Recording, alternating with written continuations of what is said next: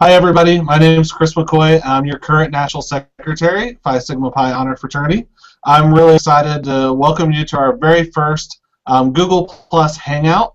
Tonight we're going to be talking about the Form 110 with semester deadlines coming up. The quarter school deadline will be right after that. We know a lot of chapters are going to be compiling their Form 110s, getting ready to get those sent out. And sometimes around this time there's a lot of questions about what else should we put in the Form 110? How do we get everyone to collaborate? And most importantly, how do you get everyone to turn those Form 110s on time, especially if you're an officer? So one thing that we've decided to do as a national council is to host these roundtables. So what you'll see is throughout the summer, hopefully going into convention and continuing on, national council members, we've decided to bring in the experts, which are our brothers, to talk to us about different topics. So like I said, tonight is going to be the Form 110.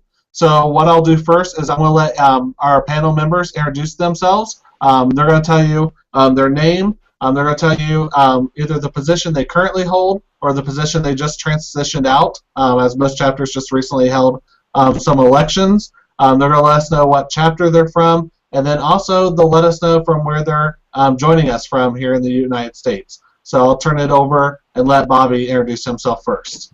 Sure. Hi, I'm Bobby Anderson. I'm from the Alpha Eta chapter, which is at the University of Delaware, and I'm currently the social co-chair of my chapter.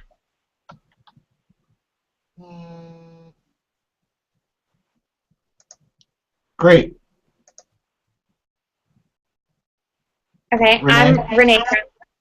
I'm Renee Carling. I'm from the Alpha Xi chapter at Radford University. I've been the secretary for 1.5 years, and I'm currently about to graduate, so I will no longer be the secretary. And I'm coming to you from Radford, Virginia. Awesome. So those are two experts, a lot of experience that they can offer to you tonight. So why are we calling this the Roundtable?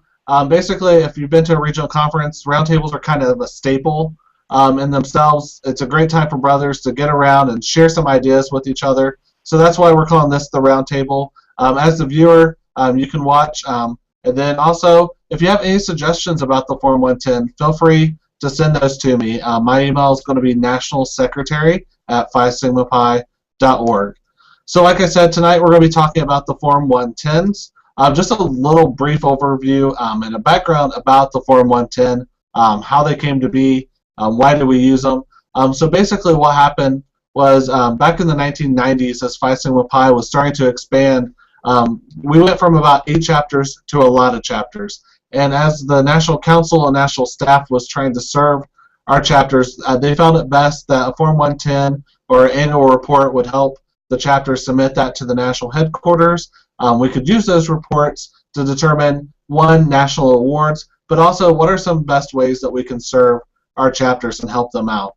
The Form 110 has gone through a lot of changes over the years. It used to be quite a number of pages where every committee chair, every single officer was submitting, anywhere from 6 to 7 pages. I remember when I was an initiative advisor, writing about a 15-page Form 110 back in the day. So they've done quite a big transformation. Obviously, our new Form 110 that we just rolled out on this current academic year is quite a different. It's put down a lot of different questions. However, it requires a little bit more collaboration amongst the chapter, and that's some feedback we're hearing. And that's something we'll talk about tonight, is how to get more people to collaborate for those. So that's just a little background of why we use the Form 110. How the roundtable is going to work is basically I'll serve as the moderator. I'll ask some questions to our panel, chime in as well, and add those comments in there to you. If there's something we missed, feel free. Email me at nationalsecretary@phisigmapi.org, and I can reach out to some of our panel members and get you some better answers there for you, or some extra guidance. Another great place to get some guidance is your chapter consultant. So if you have any questions regarding submitting the Form 110 or what to put in more detail, definitely reach out to your chapter consultant on that. So we're going to start with our first question of the night, and that is, how does each of your chapters collect the data that you need for the Form 110? Okay, I'll go ahead and start. So as far as how we collect the data on events and what we've done throughout the semester, we kind of just leave that up to the committee members. But once we start writing the Form 110s, we just expect them to keep track of what events they've had over the semester, although I do as secretary keep track of that as well, and the number of people that attend. So we have those numbers, but as far as the summaries and of the event and stuff, we just ask our committee members to keep that in their transition binder so that not only will they have it for the Form 110s, but they'll have it for future committee heads as well. Awesome. Great. And our chapter, actually, this semester, we've moved to Google Docs.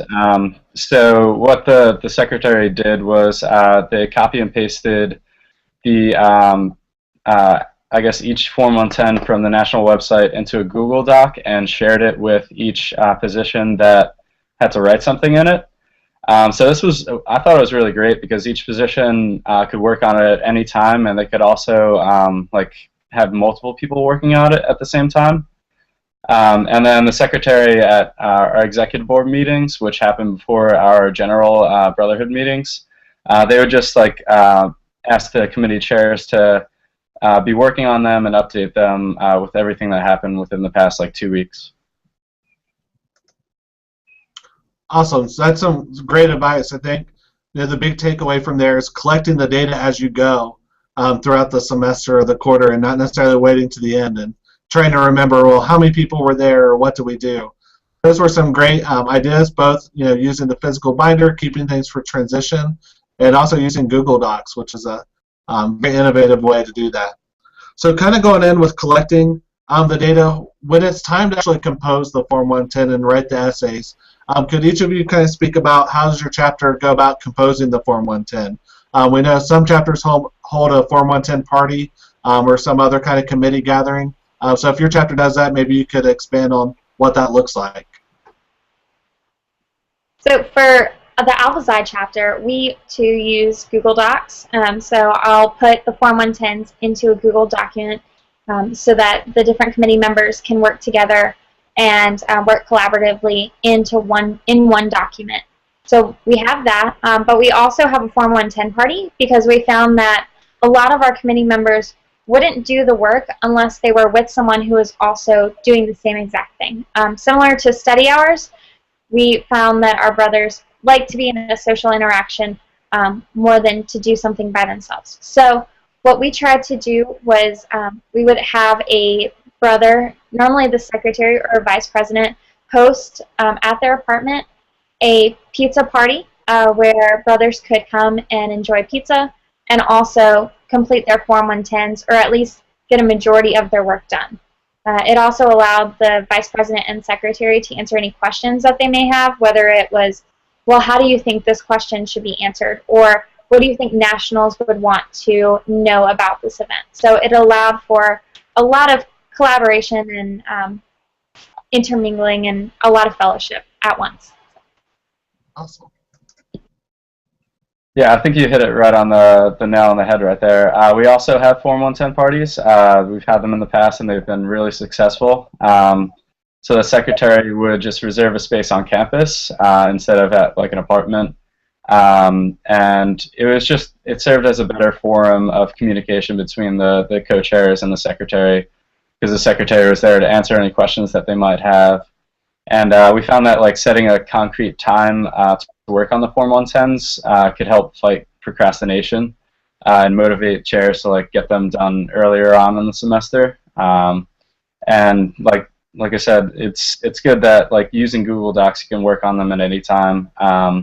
And especially like if chairs, like usually the chairs get together and work on that. So the Form 110 parties are definitely something that is a useful practice. Great, and thanks. For some of you that participate on the Chapter Talk Facebook page, members of council, we've been recently posting questions and collecting some chapter data on there. And one of the things that we asked was, does your chapter host a Form 110 party?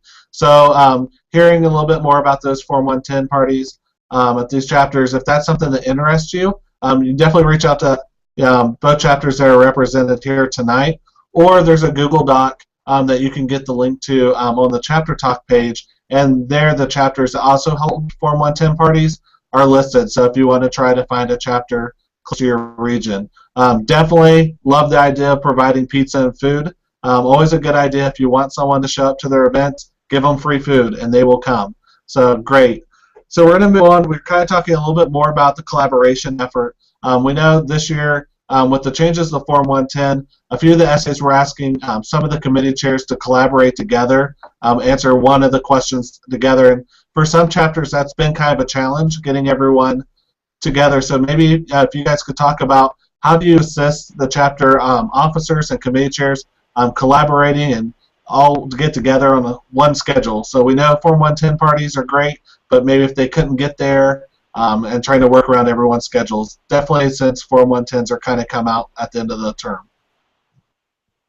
So at our Form 110s on the Google Doc, I put what committee, if a couple committee chairs need to answer one question, I'll put their name on there. So for example, if question 8 of the communications report requires the secretary and his, and I'll put secretary as one part of the question, and the secretary can write their part.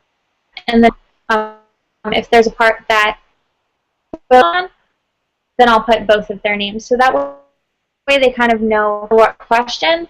And we also have a spreadsheet that lists it.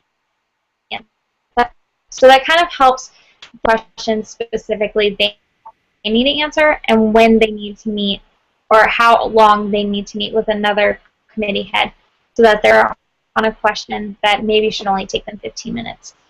So our chapter found it really difficult to switch from the old forms, which were very individual based, but we figured out that Google Docs is a great tool to use, and that just making sure that our brothers know that, you know, they're on your own, but that you may need to work with each other as well to answer some of these questions. So we kind of try to do a mix of both. So our brothers for their individual questions, but also accountable ones that they have to collaborate.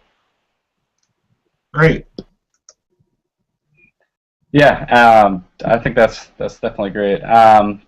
Yeah, collaboration, again, like with the Google Docs, it's really easy, and the way we've kind of approached it, I think, is if you are to collaborate on a question with another committee chair, you get together in person, because it just makes it a lot easier when filling out the question. And then in terms of like just making sure that two chairs don't say the same thing throughout the Google Doc, the secretary just goes through it at the end and makes sure that everything is not double counted there, I guess, and making sure that it's all a fluid document. Awesome. I think those are some great ideas to help chapters, especially with the collaboration and getting everything together. I think one of the other challenges we see, especially as being officers, especially if anyone who's served as president or secretary of their chapter has known that sometimes it can be a little bit difficult rounding up everyone to make sure they submit their Form 110 and even write it and do the work. So that's the next part that we'd like to transition into is talk about a little bit about how each chapter holds their officers or committee chairs that are responsible for part of the Form 110 accountable. That way they make sure that they're finishing it. So maybe if you guys could just talk about, what kind of measures of accountability does your chapter have put in place to make sure that all the parts are done? For the Alpha Xi chapter at Radford, what we do to make sure that all of the Form 110s are completed ahead of the deadline and all heads is we schedule the Form 110 party a couple weeks in advance prior to the deadline. But we also make sure that brothers know that if they can't attend the Form 110 party or get their parts done by the Form 110 party, then they'll have but there's a little bit of leave. But we also get fined if we don't have them completed, so that way they know that it's kind of a penalty not only to our chapter, but it could be, so that kind of encourages them to make sure that they complete it on time, because of course they don't want our chapter to be in bad standing. Cool. The Alpha Eta chapter, so the secretary actually sets an internal due date for our Form 110s, and this due date is about like a week before they're due to nationals. This way they can contact anyone who hasn't completed their Form 110 and just make sure that like it's due by the time nationals is met, and that also is useful for the secretary to go back and go through and edit and format any inconsistencies throughout the Form 110s. Awesome. I think those are both some great ideas. I know it's always very difficult as a chapter officer to go up to your fellow chapter brothers and say, hey, you know, I know you're working on finals or a project in the term, but we really need this form done. And I think it's great that both of chapters are showing examples of setting expectations for their brothers ahead of time and outlining why that expectation is important. So I think that's a great idea to make sure if your chapter's not already communicating expectations on due dates and what's going to be expected of being a chair, committee chair. Definitely give that a try and start that out. So great job on that. The next one is going to be if you guys would like to offer, what kind of tips or advice beyond what we've kind of talked about already would you want to give to chapters about submitting the Form 110? I think something very useful is to actually look back at previous Form 110s that your chapter has submitted. I know our chapter, we have a link to all Form 110s from 2004 on. So it's very useful for chairs to go back there and kind of look at like the style of language and the content of what has been submitted in the past to nationals.